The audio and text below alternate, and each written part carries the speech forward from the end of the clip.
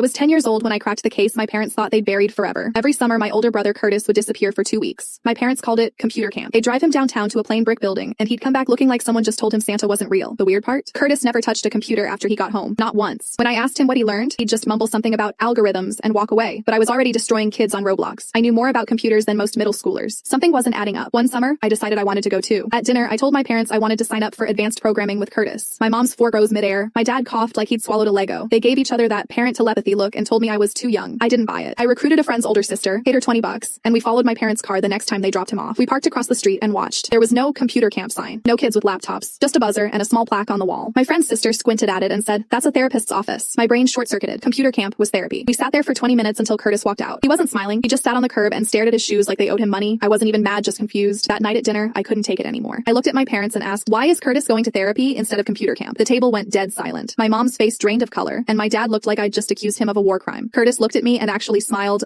Finally someone said it kind of smile. My parents finally admitted the truth. Curtis had been struggling with anger issues since he was 8, punching walls, getting into fights at school. They told me they'd lied because they didn't want me to think my brother was broken. Turns out, the only thing broken in our house was the trust. But at least we finally stopped pretending he was learning how to code.